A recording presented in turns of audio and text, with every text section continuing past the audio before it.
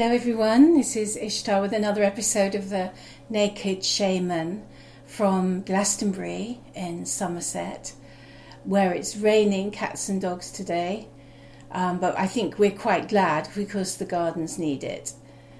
And so I thought I'll stay in the dry and the warm and have a chat with you about things that are passing through my mind as these days go on.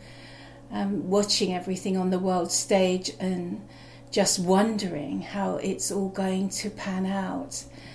And one of the things, the main thing I want to talk to you about today is Satan and the devil. Reason being, I was listening last night to Alex Jones interviewing Joel Skousen, who's, I've got a note of what he is here. I think he's the editor of something called World Affairs Brief, Joel Skousen. So he's the editor and publisher of World Affairs Brief. And, he's quite good on geopolitics. And I thought, I'll have a listen to him to see what he's saying about Syria, because he does have his ear to the ground and does come up with some interesting background information from his contacts, who are within intelligence, I'm pretty sure, though he never says so. And so he's talking away and he's talking about Syria and Russia's role in Syria.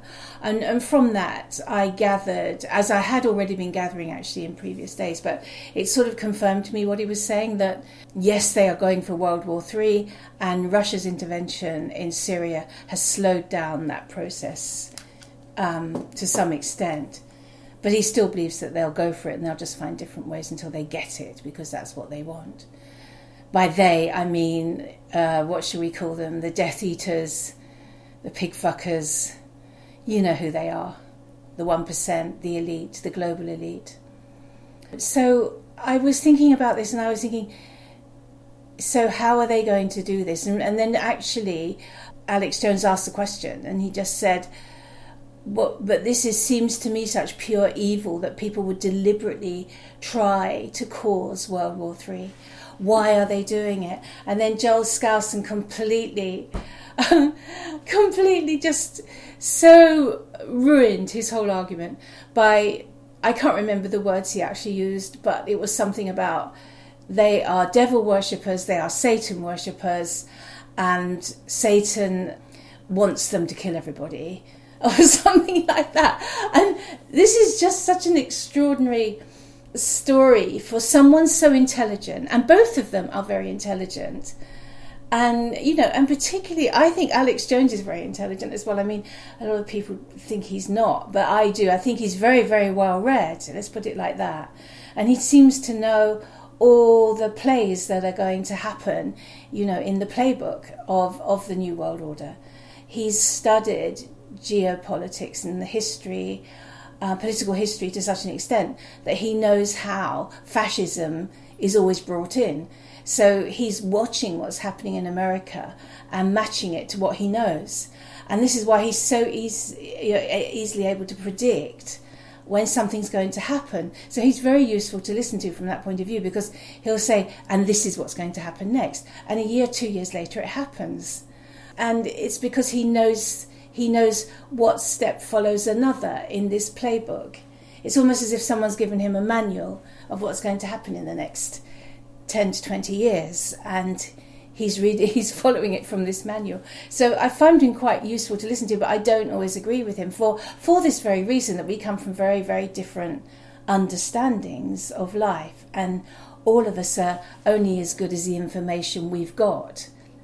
We're all almost like walking fields of information, and some of us have got access to some information that others don't, and this is what causes the clash of civilizations, or as it's come to be known since what they did in Bosnia, Balkanization, where different groups of people are given different lots of information, and then that would be fine. It's just that they're also told that the other side are following the devil and Satan, and therefore they need to be wiped out.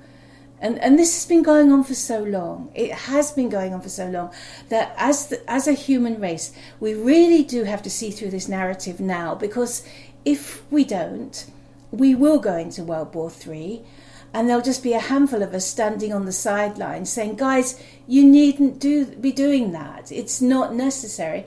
But who will listen to us? I mean, who listens to me? I have a few hundred people listen to my podcasts, but I can't really make any difference because it's so huge. And it's such a strange position to be in, because I feel like I haven't drunk the Kool-Aid, and a lot of my friends haven't drunk the Kool-Aid. Luckily, I have a good, solid bunch of friends who support me, and we support each other. But we're so few in comparison to the masses who still believe that there is a Satan or a devil that's evil, and that if somebody comes along who is different to them with different information, then they are following the devil.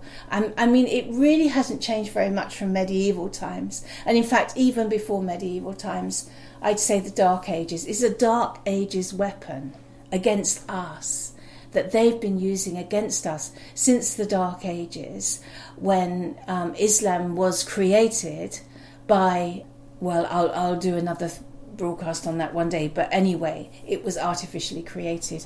It was as if they took the cloth of the Abrahamic peoples and cut it into different suits, basically. And so there's a Christian suit, there's a Jewish suit, and there's a Muslim suit. And all this was done around 500 AD or Common Era, depending on how you think about it. And it was deliberately done to balkanize us, to give us all different stories. And it was fine while, all the Jews were somewhere else and all the Muslims were somewhere else and then all the Christians were somewhere else. But once they started mixing up, that's when this weapon comes into play.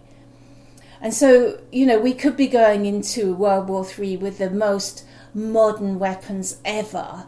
And this is they just love creating these worse and worse weapons, different ways of destroying each other that they can, and they are developing robot armies. Their drones are often robotically not robotic, they are robots actually. The drones are like flying robots that are operated somewhere else, long way away.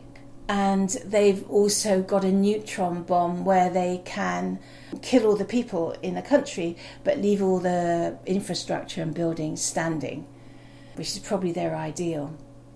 And different atomic weapons or nuclear weapons that they use in a theatre sense rather than in a global sense. So they're not using like the A-bomb like they used it on Hiroshima, but I think they're using a very localized form of nuclear weaponry which just works in that particular theatre of war. So they have all these modern, amazing, supersonic weapons like never before. But actually, what's causing the problem is a Dark Ages weapon of balkanization.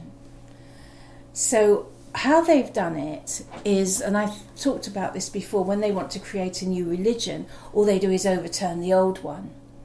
So Zoroaster in Persia, and we don't actually have a date for Zoroaster, it's very varied.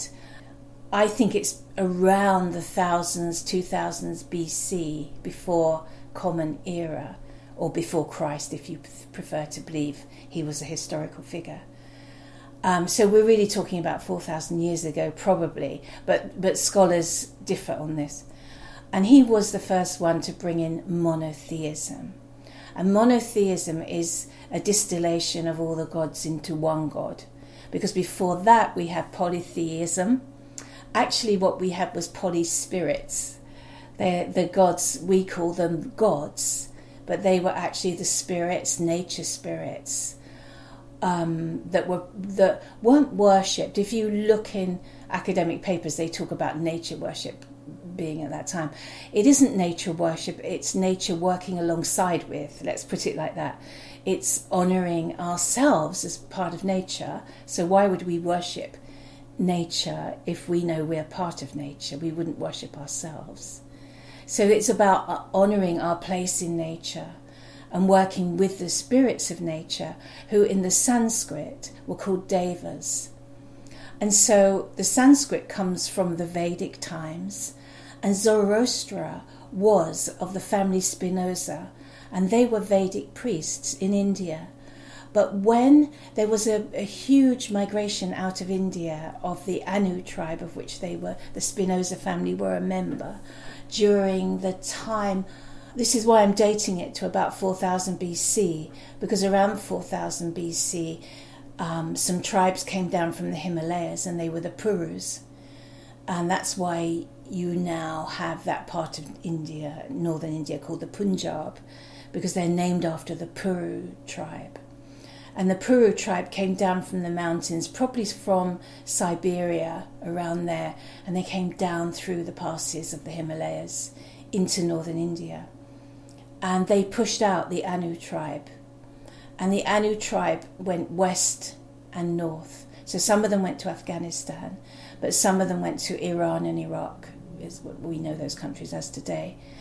And one family were the Spinoza family with the Vedic priest, Zoroaster.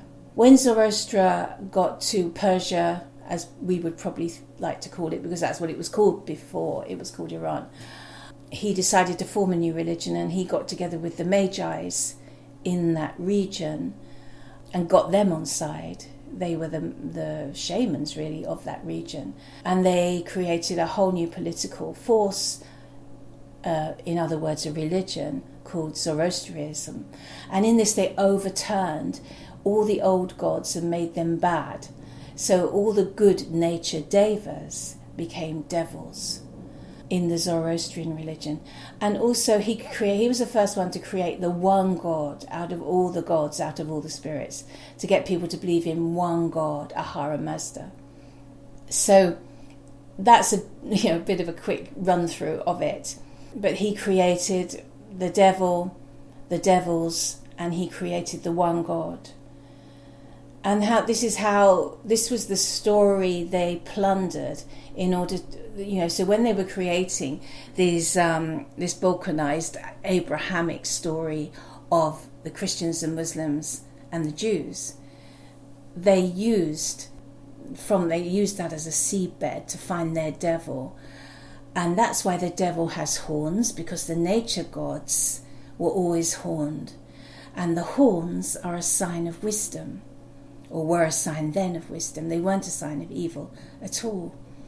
And in fact, there is a statue of Moses carved by Michelangelo, which I'm going to try and find and put up with this video so you can see it, where Moses is horned, because Michelangelo understood the metaphor of being horned. It's nothing to do with being evil. It just depends on what side of the fence you're on, what story you want to believe.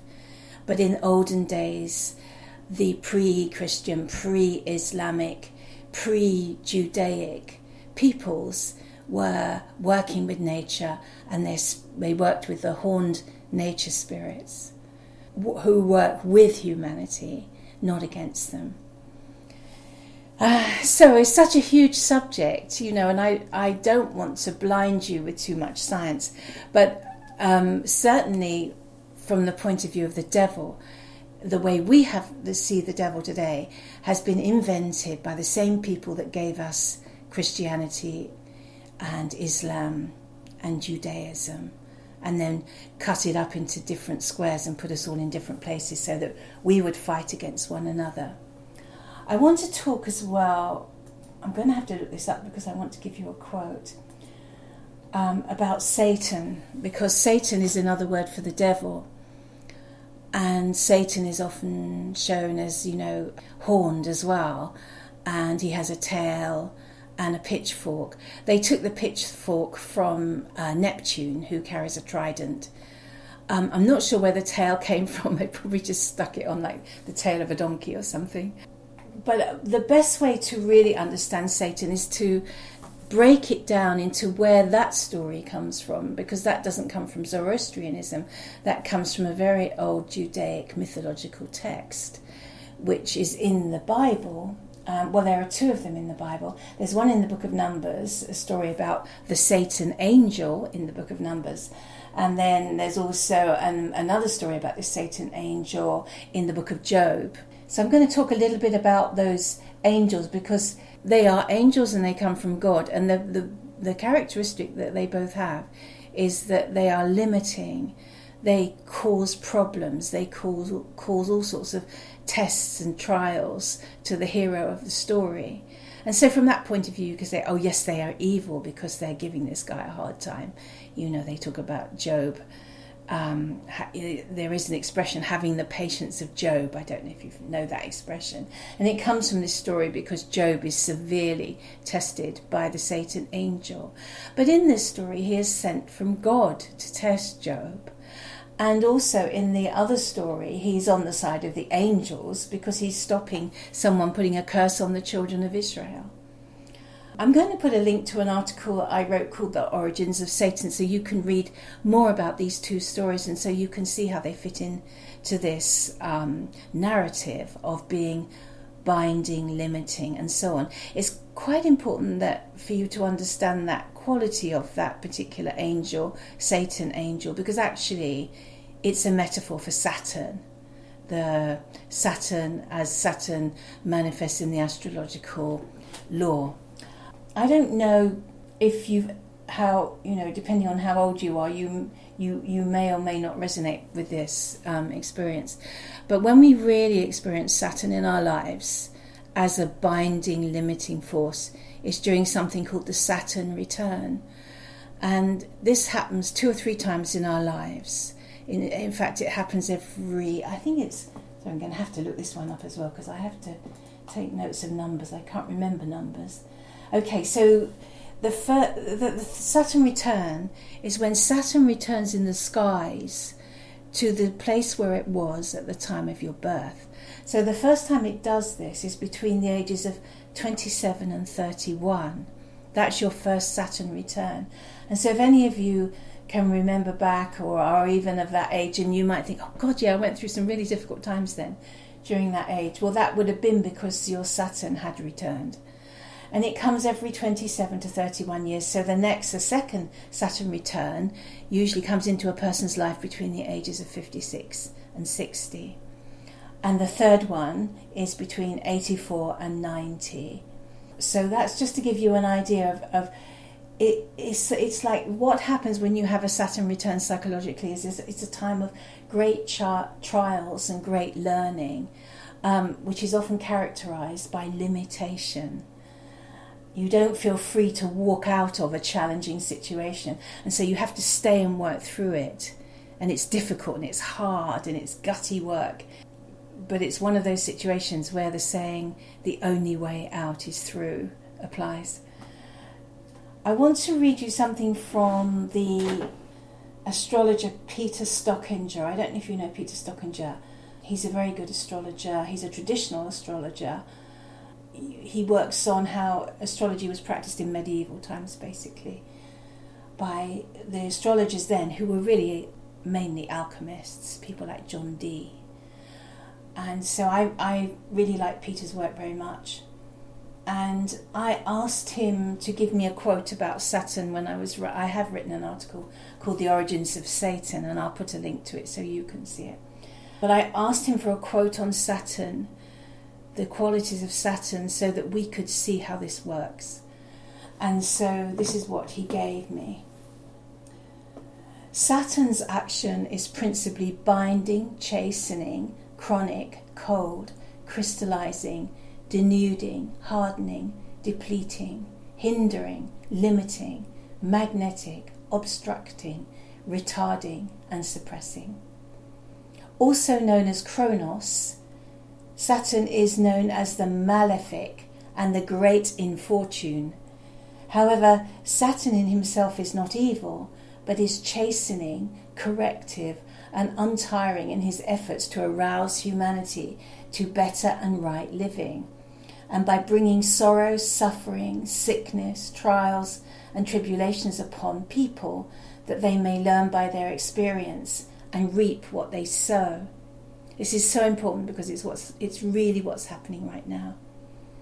Perhaps for this reason, Saturn is also known as the reaper, the tester, the chastener, and the initiator, because this happens always before an initiation. that you go through difficulties, trials and tribulations.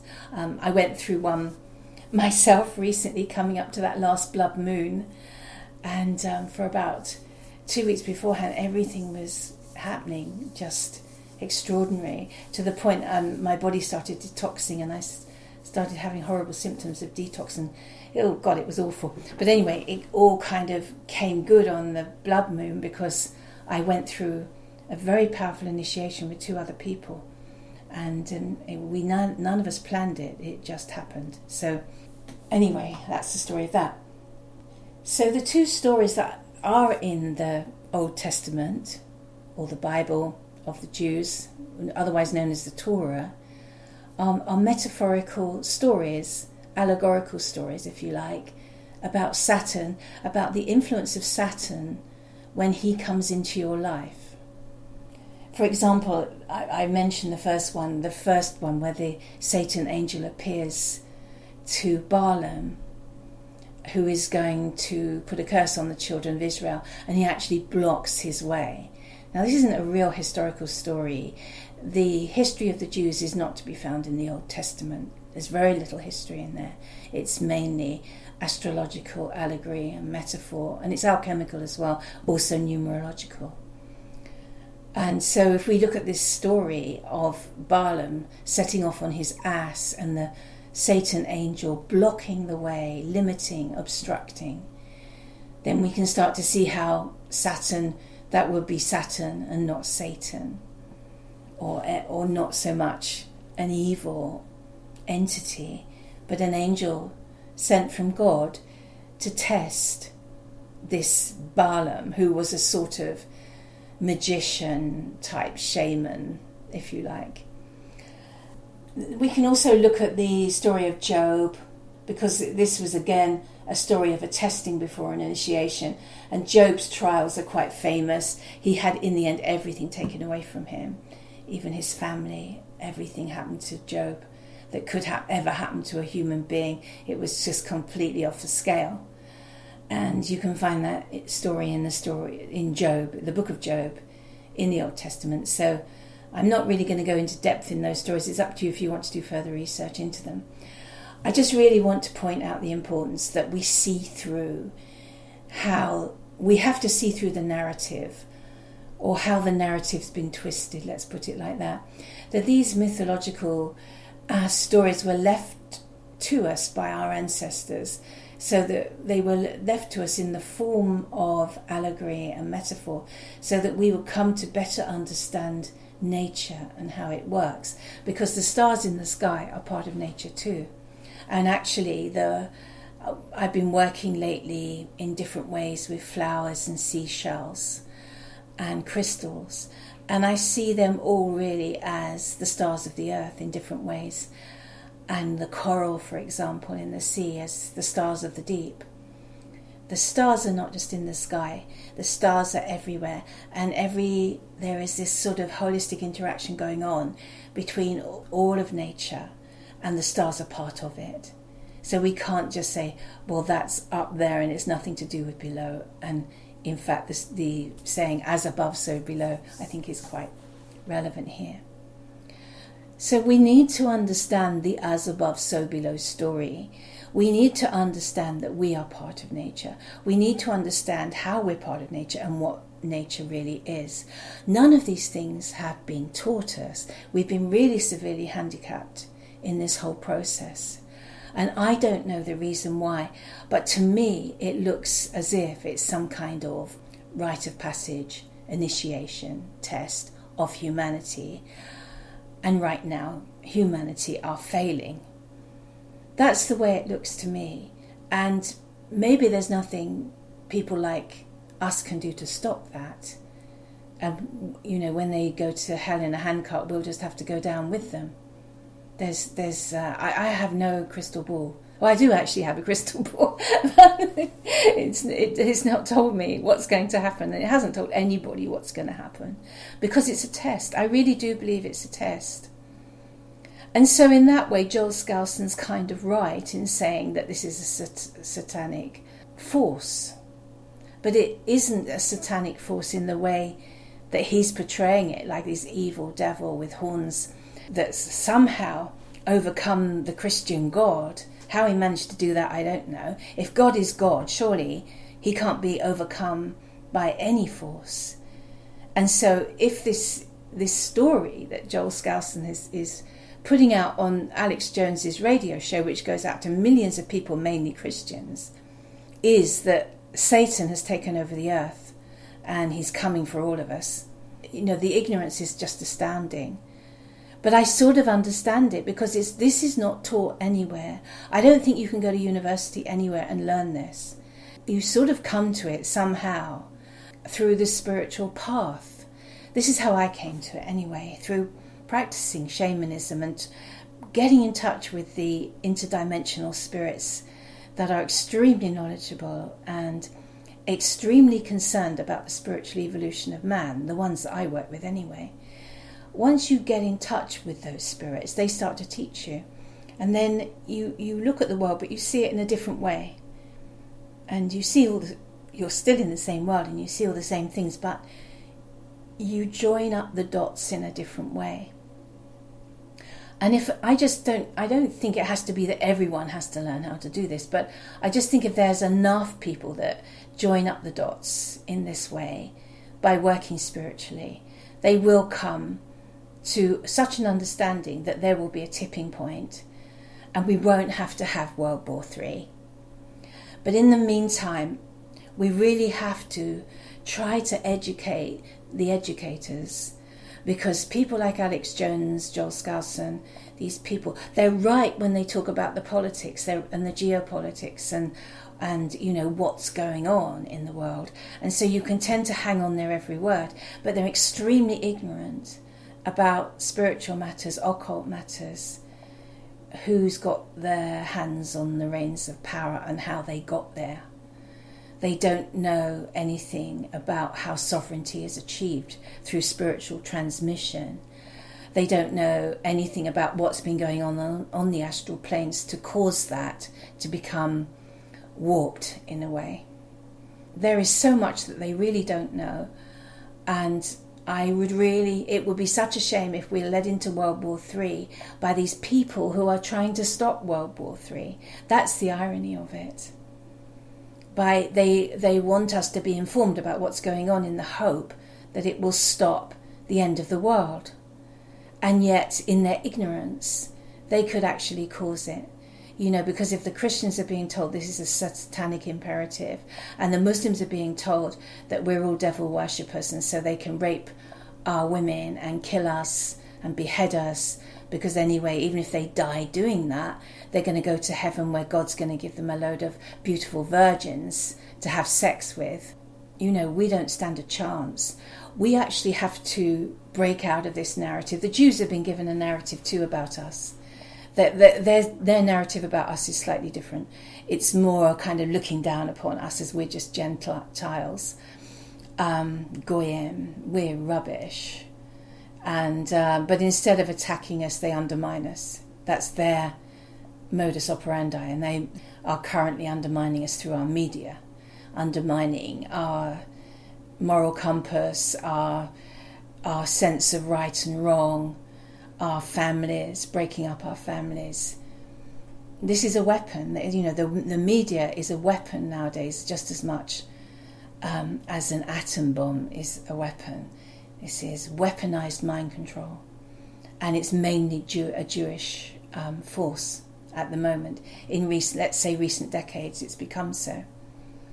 So this is not against Jewish people, and it's not anti-Semitic, before anybody leaps down my throat about that. And this is not against the Muslim people. I know lots of lovely Muslim people. In fact, when I lived in India, I spent some time living in India in 1998 and 1999, and I almost really went native there. It was because I really became sort of part of everything there. But there were times when I found I couldn't really, at the beginning, when I was really culture shocked, I couldn't really relate, but I could relate to the Muslims. And I found when I got to know a couple of lovely Muslim families, I somehow related to them better than the Hindu families. That's not so much the case now, but when my mind programming, my white Western mind programming was being broken down, as it does naturally in India. You just go to India and it happens. You get deprogrammed from this white story that we have. So there are some, I've been to weddings of wonderful Muslim people that are still friends of mine. And I also I've known some lovely Jewish people as well. So this is not about national characteristics. It's not, if they're a Jew, they're going to be like this, and if they're a Muslim, they're going to be like such and such. It's not in their racial characteristics. It's how they've been brainwashed and mind programmed, just as we have. And even those of us now that don't profess to be Christians, who've walked away from that narrative, we're still very much conditioned, unless you go to India like I did, we're still very much conditioned with the Christian mindset, and it takes a long time to get deprogrammed from it. But it is the only thing that will stop this whole end of the world scenario. Is this narrative is implanted in us, just as it's been implanted in the Muslims and implanted in the Jews. It's not a natural occurring way of thinking. And so in the same way that it's been implanted, we can take it out, we can disengage from it, unplug from the matrix, because the matrix is a narrative. The matrix does exist, but it's a narrative. It's in the form of thoughts and words that create stories that people decide to believe in the absence of working out their own narrative, in the absence of saying, I'm not going to be a child anymore and spoon-fed these nursery rhymes. I'm going to find out for myself what life is about. And even if I have to lose all my friends to do it, and even if I have to lose all my family to do it, I'm going to look for it. And even if I never find it, I'm still going to look for it. You do naturally reach that point. I know so many people that have reached that point, that did reach that point, and that's how it was for me too. That I remember actually yelling up at the stars, I refuse to stay here any longer until I know why I'm here. I actually shouted that out. And from then on, believe me, things changed pretty fast. Because I meant it. You have to mean it. But you do reach that point where you just think, I can't go on. And you might think that's a sign of something bad, sign of a nervous breakdown. Sometimes that's what a nervous breakdown is. In fact, when mine occurred, it was during the midlife crisis, so-called. This is the midlife crisis. It's like you're halfway through your life and you realise you haven't a clue why you're here, or who you are, or what's going on. And it's at that point that you can decide, well, I'll just carry on believing all the stories that people tell me because I'm too busy or too lazy or too scared to actually question anything. And if the main part of humanity stays in that state, we will go into World War III. There will be no avoiding it. But no matter how modern the weapons that are used in World War III are, we should realise this is a dark age weaponization of humanity, that it will be causing World War III 1500 years after it was developed. So I'll leave on that note. I'm going to put some links to an article that I've done on Satan, so you can read in more detail those two stories. If you know Alex Jones or Joel Skousen or anyone that's in the alternative media and putting out this fear porn about Satan and the devil, please send them this broadcast. And thank you for listening. And I'm going to talk next week, hopefully, about Samhain, which is coming up. But for now, it's goodbye and see you next time.